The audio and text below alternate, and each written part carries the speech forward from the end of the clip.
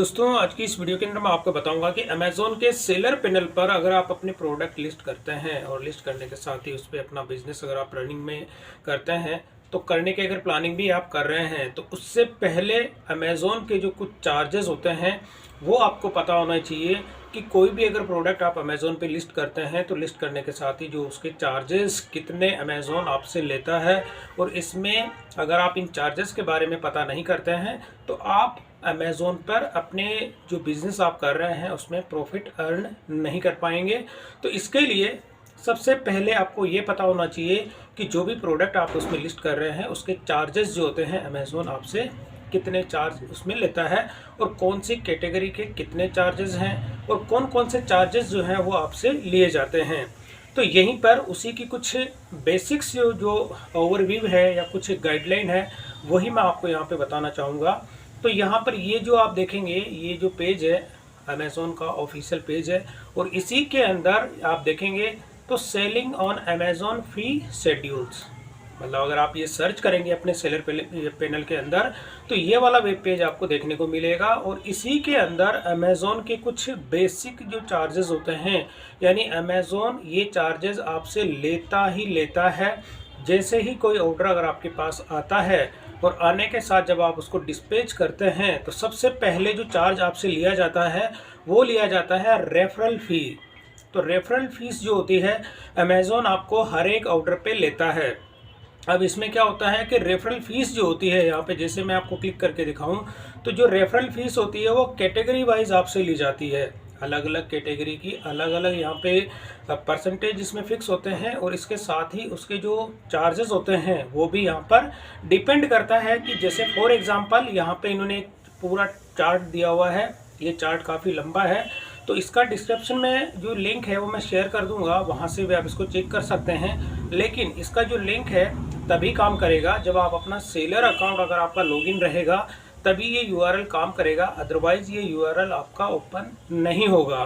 तो यहाँ पर आप देखेंगे कि ये कैटेगरी है। कैटेगरी के अंदर सबसे पहले आप देखेंगे स्कूल की जो टेक्स्ट बुक बंडल्स होते हैं उसमें यहाँ पे दिया हुआ है ग्राफ की 2% जो लेगा अगर 250 रुपये से कम का कोई आपका प्रोडक्ट होता है इस कैटेगरी के अंदर तो आपके जो चार्जेस होंगे 2% आपसे उसमें लिए जाएंगे रेफरल फीस के। फॉर एग्जांपल यहाँ पे इन्होंने दिया कि आपका अगर 250 रुपये का कोई प्रोडक्ट है तो 2%, अगर आप 250 का 2% अगर निकालते हैं तो अप्रॉक्स आप इसमें देखेंगे कि 5 रुपये तक का निकल के आ जाता है। तो वो 5 रुपये आपसे लिए जाएंगे। तो ये चीज़ हो जाती है कि इसमें 2% अगर आप निकालते हैं, इसका 250 का 2% है, 250 से ऊपर अगर 250 से और 1000 के बीच में रहता है तो 3% आपका इसमें से लिया जाएगा। तो ये चार्जेस उसी हिसाब से है। तो जैसे जैसे आप चार्जेस में देखेंगे जैसे इसमें चार्ज बढ़ते जाएंगे 4% तक इसमें है और मैक्सिमम 4.5 तक है।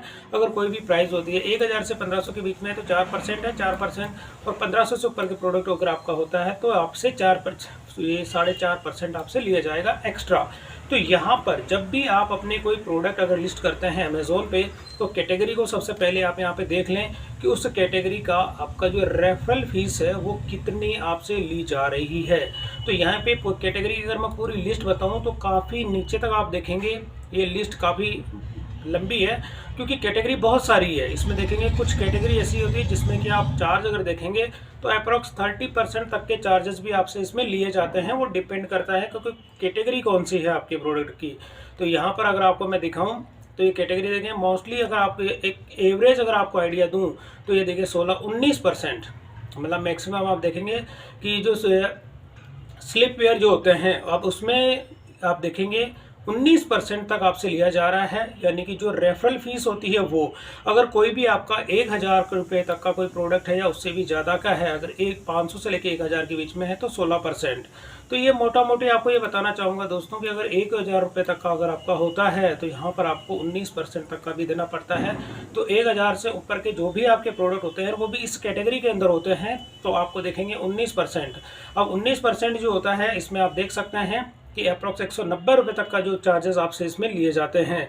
तो ये चीज़ें होती है कि कोई डिपेंड करता है कि आपका कौन सी कैटेगरी का है, किस प्राइस रेंज के अंदर आपका वो है। तो ये यहाँ से पूरी लिस्ट इसमें दी गई है।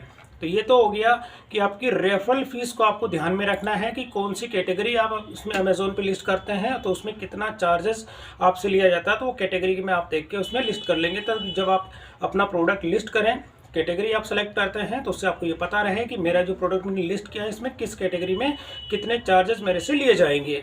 अब सेकंड नंबर पे होता है क्लोजिंग फीस। अब क्लोजिंग फीस जो होती है इसको समझने के लिए आपको क्या करना होता है कि ये क्लोजिंग फीस फिक्स होती है। अब फिक्स का मतलब जैसे ही आपके ऑर्डर होते हैं, जो रेफरल फीस होती है वो भी आपकी हर एक ऑर्डर पे ली जाती है, क्लोजिंग फीस है वो भी आपको हर ऑर्डर पे ली जाती है। अगर मैं यहाँ पे दिखाऊँ आपको तो सबसे पहले मैं ईजी शिप की बात कर रहा हूँ। ईजी शिप और सेल्फ शिप का यहाँ पे इन्होंने टेबल दिया हुआ है कि अगर आपका ईजी शिप होता है और आपका अगर कोई भी आइटम की प्राइस होती है 0 से लेकर 250 रुपये तक की होती है तो ईजी शिप के केस में आपके 4 रुपये लिए जाएंगे। और ईजी शिप जो अगर प्राइम मेंबर होता कोई तो उसके भी 4 रुपये हैं, लेकिन सेल्फ शिप के केस में आपसे 7 रुपये लिए जाएंगे। और ये पूरी नीचे चार्ट है। अगर आपका 251 से 500 के बीच में रहता है तो ईजी शिप आपसे 9 रुपये लिए जाएंगे और प्राइम के अंदर भी 9 रुपये हैं, लेकिन सेल्फ शिप के अंदर 20 रुपये लिए जाएंगे आपके सेल्फ शिप करते हैं तो।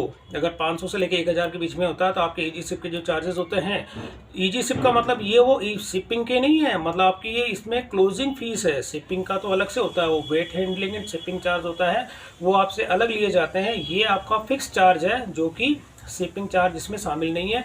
ये ऑप्शन दिया गया है कि अगर आप ईजी शिप सेलेक्ट करते हैं तो आपसे एक ऑर्डर पे ये लिया जाएगा और उसके अगर प्राइस रेंज ये रहेगी, इसी रेंज के अंदर आपसे ये चार्ज लिए जाएंगे। और अगर आप सेल्फ शिप करते हैं तो 41 रुपये आपको लिए जाएंगे और सेल्फ शिप के जो चार्जेस होते हैं वो आपको अलग से पे करने पड़ेंगे। तो ये हो गया। अगर आपका 1000 से ऊपर होता है और यहाँ पर अगर ईजी शिप होता है तो 61 रुपीज़ आपको वो पे करने हैं। और प्राइम सिम जो होती है, जैसे ईजी शिप के अंदर प्राइम मेंबर्स होते हैं उनका भी 61 ही है, और यहाँ पर अगर आप सेल्फ शिप करते हैं तो 80 रुपीज़ है। तो ये क्लोजिंग फीस मतलब रेफरल फीस और क्लोजिंग फीस तो फिक्स है। ये दो चीज़ आपको अब अपने इसमें रखना है कि चार्जेस आप इसी हिसाब से देखेंगे। तो यहाँ पर पूरी टेबल दी गई है और नीचे जो होता है सेलर फ्लेक्स होता है, FBA होता है। तो इसके अंदर भी आप देखेंगे ये जो क्लोजिंग फीस होती है ये टोटल आपको देखनी है। सबसे पहले रेफरल फीस होती है और क्लोजिंग फीस होती है। ये तो आपको यहाँ पे टेबल दी हुई है जो अमेज़ॉन खुद ये बताता है इस चीज़ को कि हमारी रेफरल फीस कितनी होती है और क्लोजिंग फीस कितनी है। अब इसके बाद में एक फीस आपको और लगती है कि इसमें जो कैंसिलेशन चार्ज होता है, कोई भी अगर प्रोडक्ट होता है, आपका कैंसिलेशन चार्ज के बारे में भी बता देता हूँ। तो यहाँ पर आप देखेंगे कैंसिलेशन जो चार्ज होता है, अगर इसमें क्या होता है कि कोई भी अगर आपके पास ऑर्डर आपको रिसीव होता है और ऑर्डर रिसीव होने के केस में यहाँ पे साफ साफ लिखा हुआ है कि आपका एक तो 100% होता है। 100% का मतलब अगर कोई भी ऑर्डर है उसको आप कैंसिल करते हैं, कैंसिल का मतलब यहाँ पे होता है कि कोई भी ऑर्डर होता है आपका जो बिफोर शिपिंग डेट, मतलब आपने क्या किया, आपके पास कोई ऑर्डर आता है और आने के साथ ही आपने उस ऑर्डर को कैंसिल किया तो 100% जो होती है आपको ये कैंसिलेशन चार्ज आपको लगेगा। रेफरल फीस जो है वो आपसे ली जाएगी, 100% आपसे ली जाएगी शिपिंग से पहले अगर आपने उसको कैंसिल कर दिया तो। अब अगर आपने शिपिंग के बाद, शिपिंग की डेट निकल जाती है उसके बाद अगर आप कैंसिल करते हैं तो 150% जो होती है आपके रेफरल फीस जो होती है वो चार्ज किया जाएगा। और अब इसमें भी क्या होता है, कब होता है कि कैंसिल किया जाता है शिपिंग डेट जो होती है उसकी पूरी जैसे निकलने के बाद। जो शिपिंग डेट से पहले करते हो तो 100% आपको रेफरल फीस पे करनी है, और अगर शिपिंग डेट निकलती है उसके बाद आप कैंसिल करते हो तो आपको 150% आपको रेफरल फीस जो होती है वो पे करनी पड़ेगी, आपके चार्जेस में लिए जाएंगे। और ये लेकिन इसमें भी क्या होता है कि अब ये कुछ सिनेरियो ऐसा होता है, जैसे कि मतलब इन्होंने साफ साफ लिखा है कि कौन से ऐसा सिनेरियो है जिसमें ये चार्जेस लगेंगे, यानी 100% और 150% जो होते हैं कि किस किस केस में। सबसे पहले इन्होंने लिखा है कि अगर ऑर्डर आपका जो कैंसिल किया जाता है किसी दूसरी वजह से, मतलब क्या होता है कि बायर की तरफ से इस ऑर्डर को कैंसिल नहीं किया गया है लेकिन आपने जो है वो कैंसिल ऑर्डर कर दिया है, उस केस में आपसे ये चार्ज लिया जाएगा। और ओनली कैंसिलेशन रिक्वेस्ट, मतलब इसे ब्रैकेट में ये दिया गया है कि जो भी आपका अगर कैंसिलेशन रिक्वेस्ट होती है बायर की तरफ से हो जाती है और वो अमेज़ॉन की वेबसाइट से होती है, तभी आपको इसमें जो कैंसिलेशन चार्ज होगा वो रेफरल फीस इसमें नहीं लगेगी। बायर की तरफ से होगा और अमेज़ॉन के प्लेटफॉर्म से होगा तभी।